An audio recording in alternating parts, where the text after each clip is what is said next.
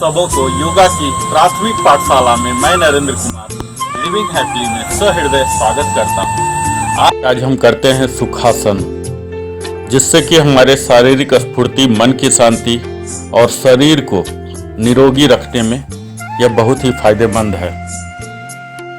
सुखासन जैसा कि अर्थ से ही मालूम हो रहा है, सुख का अर्थ होता है प्रसन्नता और आसन एक पोस्चर है। यह आसन पालथी मारकर बैठने की वजह से ही सुखासन कहलाता है। जिस आसन में बैठने से सुख की अनुभूति हो वही सुखासन कहलाता है। प्राचीन समय में पालथी लगाकर बैठने वाले आसन को ही सुखासन कहा जाता था। आइए इसकी विधि देखते हैं। आराम से हमें जमीन पर घुटने मोड़ते हुए पालथी मारकर बैठ जाना है। अपने दोनों हाथों को गोद में रख सकते हैं या घुटनों पर रख सकते हैं। इस दौरान हमें ध्यान देना है हमारी मेरुदंड, ग्रीवा एवं सिर ये तीनों एक सीध में हो, और इसके दौरान जो हमारी श्वास क्रम है वो प्राणायाम के जरूरत के अनुसार होगा। जहाँ तक समय की बात है तो आप अपने जरूरत के अनुसार यथासंभव जितना समय तक बैठ सकते हैं बैठिए। और दिशा की बात की जाए तो यह अगर आपको आध्यात्मिक लाभ चाहिए तो इसके लिए पूर्व या उत्तर दिशा में बैठना चाहिए। सुखासन मित्रों, यह एक बहुत ही उत्कृष्ट आसन है जिसे कि अक्सर ध्यान के दौरान इस्तेमाल किया जाता है। भोजन करने के समय भी अगर सुखासन में बैठकर हम भोजन करें तो हमारे पाचन तंत्र सही रहता है। और जो ध्यान के लिए पद्मासन लगाने में जिनसे नहीं हो सकता है वह भी सुखासन में बैठ सकते हैं। पूजा पाठ में भी हम सुखासन में बैठ सकते हैं। इस तरह से मित्रों, यह हमारी संपूर्ण शारीरिक स्फूर्ति और मन की शांति और तन की तंदुरुस्ती और संपूर्ण शरीर को निरोगी बनाने में अति लाभकारी है।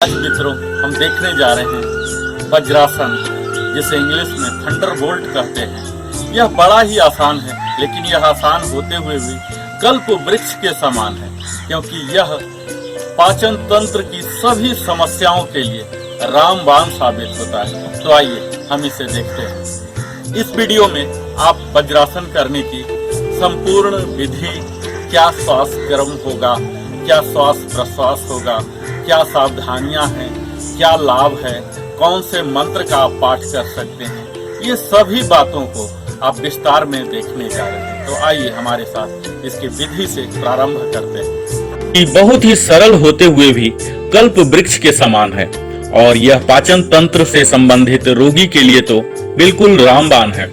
जैसा कि शाब्दिक अर्थ इसका पता चल रहा है कि वर्ज का अर्थ है कठोर, इसे इंग्लिश में थंडरबोल्ट भी कहते हैं। इससे हमारे शरीर में दृढ़ता आती है। आइए इसके विधि के बारे में बात करते हैं। अपने दोनों पैरों के घुटने मोड़कर इस प्रकार हमें बैठ जाना है कि पैरों के तलवों के बीच नितंब एवं एड़ियों के बीच गुदाद्वार और गुप्तांग आ जाने चाहिए। दोनों बिग टोज, पादांगुष्ठ एक दूसरे को परस्पर स्पर्श करते रहें। अपने हाथों को हम घुटनों पर रख सकते हैं। इस तरह से ज्ञान मुद्रा लगाकर हमें बैठ जाना है। सामान्य स्थिति में ही रहना है। चेहरे पर एक हल्का सा मुस्कुराहट रखना है। शांत भाव और प्रसन्न मुद्रा में हमें रखना है। यह भी ध्यान दें कि मेरुदंड, पीठ एवं गर्दन तीनों एक सीधी रेखा में होना चाहिए, जिससे हम अधिकतम लाभ प्राप्त कर सकते हैं।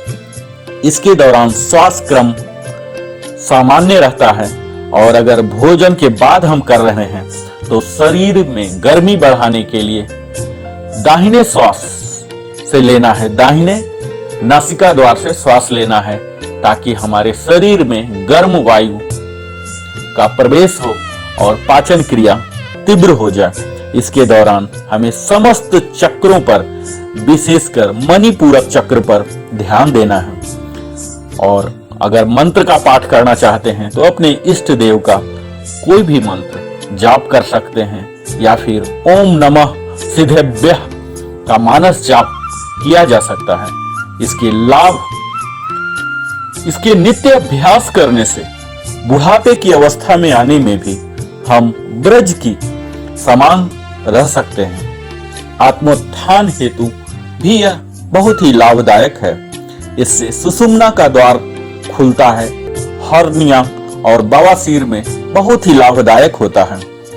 भोजन के बाद इस आसन को हम 5 से 10 मिनट तक कर सकते हैं। यह आसन वायु संबंधी सभी रोगों के लिए अति लाभदायक है। इसे करने के लिए उत्तर या पूरब दिशा की तरफ बैठकर हमें करना चाहिए ताकि सुख की अनुभूति भी हो और आध्यात्मिक लाभ भी मिले। इससे स्त्रियों की मासिक अनियमितता को दूर कर निरोग किया जा सकता है। वायु विकार से पैदा हुए सिर दर्द के लिए भी यह रामबाण है। कब्ज, मदांगनी सभी को इससे पूर्णतः ठीक किया जा सकता है। इसके साथ ही मित्रों कुछ सावधानियां भी हैं जो कि मैं बताता चलूं। घुटने के दर्द से जो पीड़ित हैं उन्हें यह आसन नहीं करना चाहिए या तो बहुत ही कम समय के लिए करना चाहिए, क्योंकि वज्रासन में हमारे घुटनों पर बहुत जोर आता है। बहुत बहुत धन्यवाद।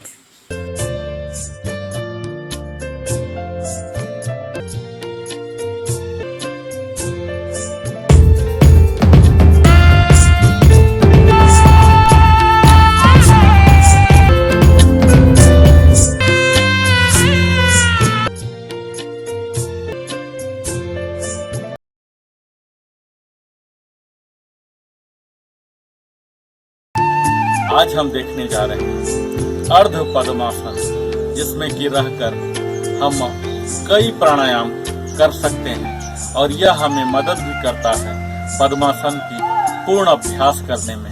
तो आइए इसकी संपूर्ण विधि, इसके लिए हिदायतें, इसके लाभ, इसके श्वास क्रम, सभी चीजों को बारी बारी से हम आज देखते हैं। में हम अपने इष्ट मंत्र का जाप करते हैं, प्राणायाम भी कर सकते हैं।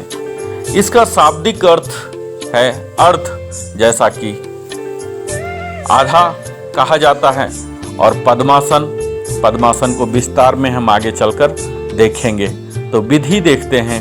इस आसन में हमें प्रसन्न मन रखते हुए शांत भाव से अपने दोनों पैरों को फैलाकर बैठ जाना है। बाएं पैर को मोड़कर दाहिने पैर की जांघ के नीचे रखना है तथा दाहिने पैर को मोड़कर बाएं जांघ के ऊपर रख लेना है। अपने दोनों हाथों को हम घुटनों पर रख सकते हैं या गोद में रख सकते हैं। इस दौरान हमें ध्यान देना है कि मेरुदंड, गर्दन व सिर तीनों चीज एक सीधी रेखा में हो। इस प्रकार हम कुछ समय बाद अपने पैर बदल कर सकते हैं, यानी कि अपने दाएं पैर को मोड़कर बाएं पैर की जांघ पर रख लेना है एवं बाएं पैर को मोड़कर दाएं जांघ के ऊपर रखने। श्वास क्रम अपना बिल्कुल सामान्य रखना है और ध्यान मूलाधार से सहस्रार पर क्रमशः करना है। इसके लिए दिशा उपयुक्त है पूरब या उत्तर, जिससे हमें अत्यधिक आध्यात्मिक लाभ प्राप्त होता है। मित्रों, अगर इसके लाभ की बात की जाए तो हम मेरुदंड अपने सीधा करके बैठ रहे हैं, जिससे समस्त शरीर को लाभ मिलता है। और पद्मासन लगाने से पहले इसका अभ्यास करने से हम जल्द ही पद्मासन में भी बैठना सीख सकते हैं। इसमें हमारी चेतना को ऊर्ध्वमुखी बनाता है और इस आसन में बैठकर हम अपने मंत्र का, ध्यान का अभ्यास कर सकते हैं, जिससे हमारी मन में स्थिरता आती है। धन्यवाद।